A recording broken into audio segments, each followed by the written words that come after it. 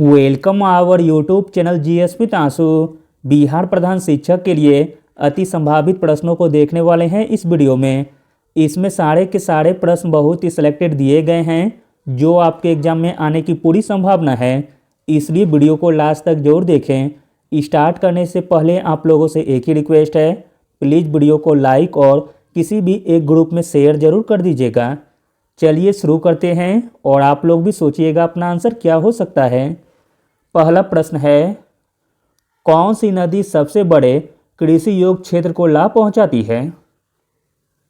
तो दोस्तों वह नदी है गंगा नदी, ऑप्शन नंबर ए। भारत में गंगा बेसिन का पूरा अपवहन तंत्र मुख्य रूप से 8 राज्यों के अंतर्गत आता है। भारत में कुल सिंचित क्षेत्र का लगभग 47% भाग अकेले गंगा बेसिन में स्थित है। अगला प्रश्न है, बौद्धवाद और जैनवाद विरोधी आंदोलन आवश्यक रूप से निम्न के विरुद्ध थे। बौद्धवाद और जैनवाद विरोधी आंदोलन आवश्यक रूप से विरोध थे ब्राह्मणों के रीति रिवाजों तथा औपचारिकताओं के। अगला प्रश्न है, सिंधु घाटी सभ्यता की पहचान निम्न में से है।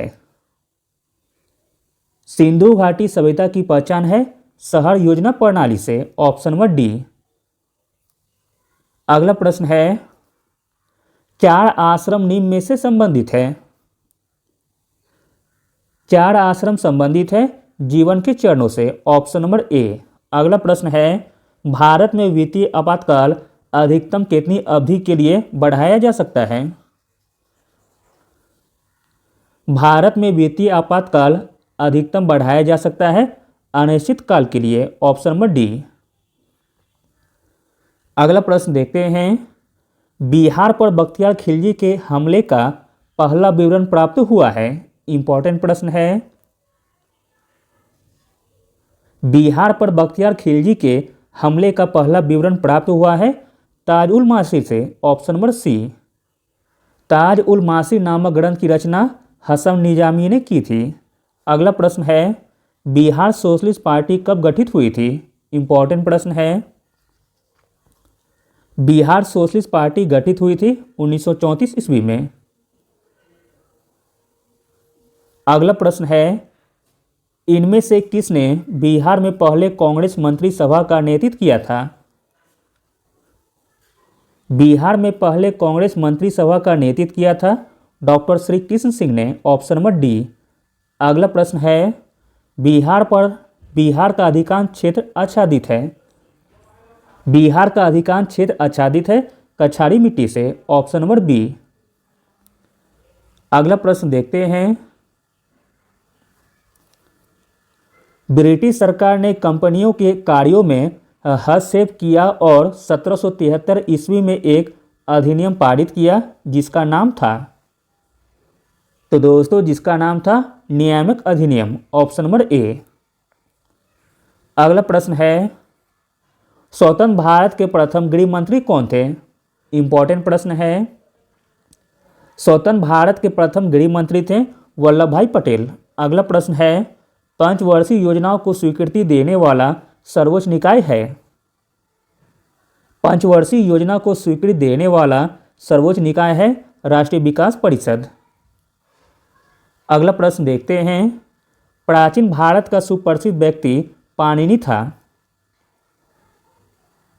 तो दोस्तों पाणिनि था एक व्याकरण शास्त्री। अगला प्रश्न है, निम्नलिखित में से किसने भारत पर सर्वप्रथम आक्रमण किया था? भारत पर सर्वप्रथम आक्रमण किया था अरबों ने, ऑप्शन नंबर बी। अगला प्रश्न है, भारत के राष्ट्रपति के चुनाव के लिए कौन सी योग्यता आवश्यक नहीं है? भारत के राष्ट्रपति के चुनाव के लिए जो योग्यता आवश्यक नहीं है वह है लोकसभा का सदस्य, ऑप्शन नंबर सी। अगला प्रश्न है, सत्यार्थ प्रकाश किसने लिखी है? सत्यार्थ प्रकाश लिखी गई है दयानंद सरस्वती के द्वारा, ऑप्शन नंबर ए। अगला प्रश्न है, भारतीय राष्ट्रीय कांग्रेस के कौन से अधिवेशन के अध्यक्ष गांधी जी थे? तो दोस्तों वह अधिवेशन था बेलगाम अधिवेशन। महात्मा गांधी ने भारतीय राष्ट्रीय कांग्रेस के अधिवेशन की अध्यक्षता केवल एक बार बेलगाम अधिवेशन में किए थे। बेलगाम अधिवेशन 1924 ईस्वी में हुआ था।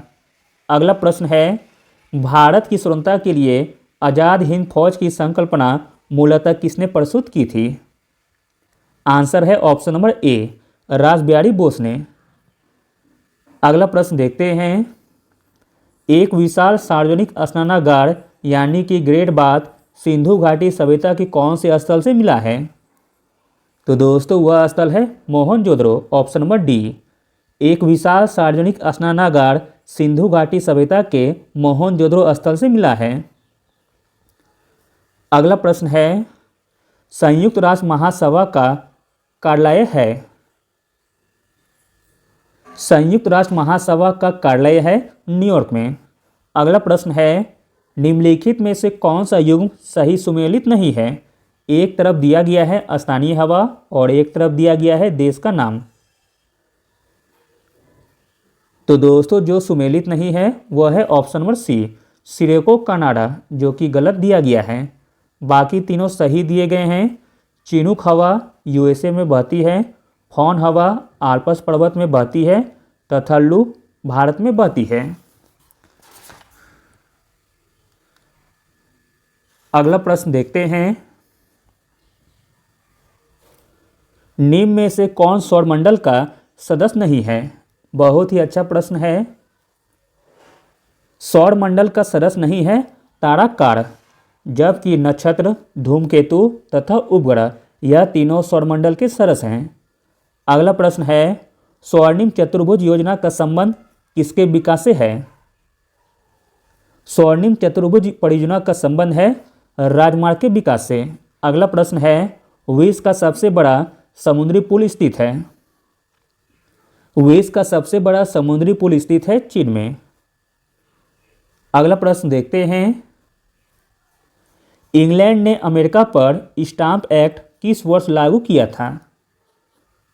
किस वर्ष लागू किया था? तो 1765 ईस्वी में। अगला प्रश्न है, निम्न में से कौन सा प्रभुसत्ता या संप्रभुता का लक्षण नहीं है?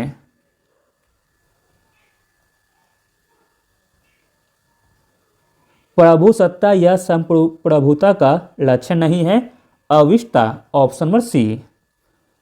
अगला प्रश्न देखते हैं, कुलगार्दी डैश के लिए प्रसिद्ध है?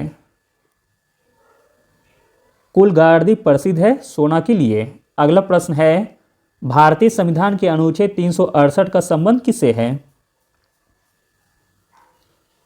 भारतीय संविधान के अनुच्छेद 368 का संबंध है संविधान संशोधन से। अगला प्रश्न देखते हैं, 7 टीलों का शहर सिटी ऑफ 7 हिल्स स्थित है?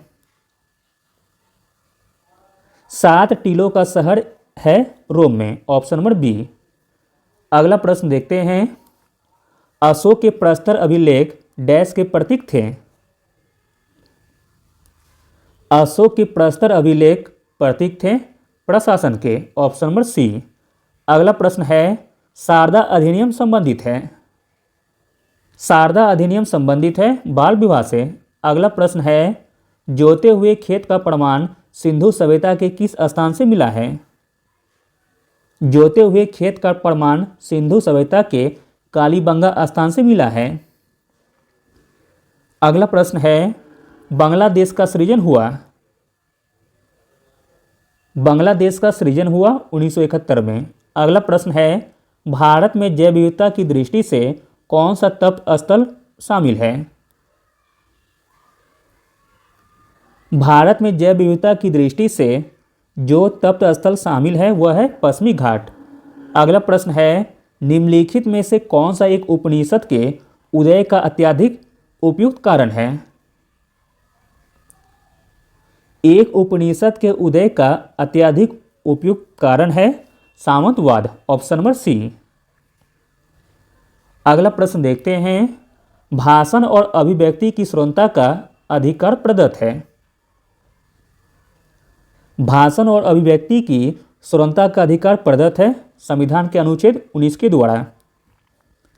अगला प्रश्न है, व्यष्टि अर्थशास्त्र का संबंध है? व्यष्टि अर्थशास्त्र का संबंध है व्यक्तिगत आर्थिक एजेंडों के व्यवहार से तथा संपूर्ण अर्थव्यवस्था की समझ से। इस प्रकार ऑप्शन नंबर सी सही हो जाएगा। अगला प्रश्न देखते हैं, बिहार एवं उत्तर प्रदेश राज्यों की सम्मिलित परियोजना है। बिहार एवं उत्तर प्रदेश राज्यों की सम्मिलित परियोजना है गंडक परियोजना। अगला प्रश्न है, सुभाष चंद्र बोस अंतर्राष्ट्रीय हवाई अड्डा कहाँ स्थित है? सुभाष चंद्र बोस अंतर्राष्ट्रीय हवाई अड्डा स्थित है कोलकाता में।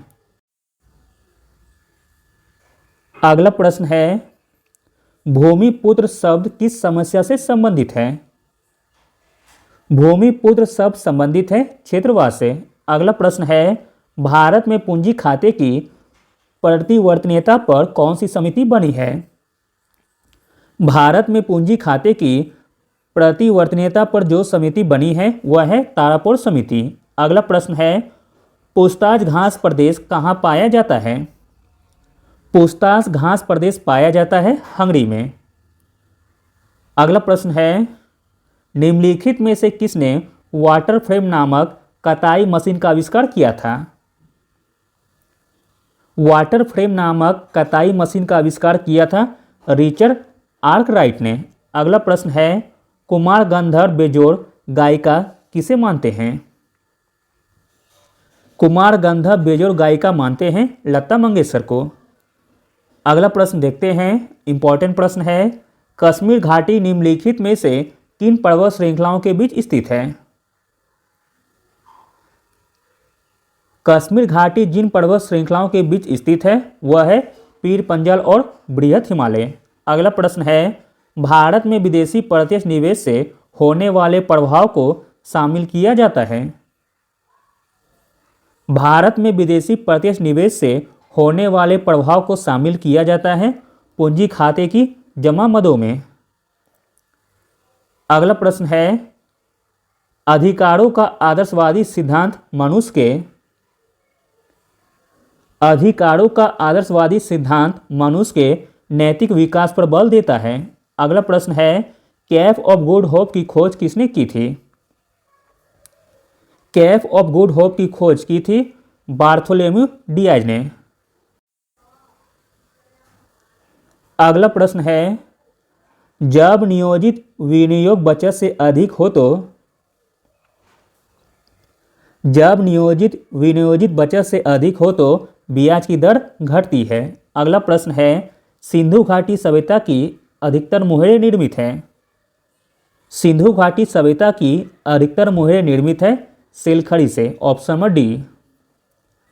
अगला प्रश्न देखते हैं, निम्न में से कौन सा मूल मात्रक नहीं है? मूल मात्रक नहीं है वह है ओम। Option number D. अगला प्रश्न है, गैमेक्सिन डीडीटी और ब्लीचिंग पाउडर महत्वपूर्ण यौगिक है। गैमेक्सिन डीडीटी और ब्लीचिंग पाउडर महत्वपूर्ण यौगिक है क्लोरीन के। अगला प्रश्न है, निम्न में से कौन सा SOS बंध प्रदर्शित करता है? तो दोस्तों वह है H2H2O7। अगला प्रश्न देखते हैं, इंपॉर्टेंट प्रश्न है, नेचुरल सिलेक्शन का सिद्धांत किसने प्रतिपादित किया था? नेचुरल सिलेक्शन का सिद्धांत प्रतिपादित किया था चार्ल्स डार्विन ने। अगला प्रश्न है, नर प्रजनन तंत्र के विषय में कौन सा विकल्प सही है? नर प्रजनन तंत्र के विषय में जो विकल्प सही है वह है ऑप्शन नंबर ए, प्रोस्टेट ग्रंथि, टेस्टोस्टेरोन तथा शुक्राणु। अगला प्रश्न है, एक हीटर का तंतु बना होता है। एक हीटर का तंतु बना होता है नाइक्रोम का। अगला प्रश्न देखते हैं, KMnO4 में मैग्नीज की ऑक्सीकरण संख्या क्या है? आंसर है ऑप्शन नंबर डी +7। अगला प्रश्न है, सहसंयोजक यौगिक है। संयोजक यौगिक है बंध अणु के बीच इलेक्ट्रॉनों के साझा से बनते हैं। Option number D. अगला प्रश्न है, निम्नलिखित में से कौन सा एक कार्बोहाइड्रेट नहीं है? कार्बोहाइड्रेट नहीं है वह है ग्लाइसिन। अगला प्रश्न है, एड्स रोग का जनक है एक विषाणु।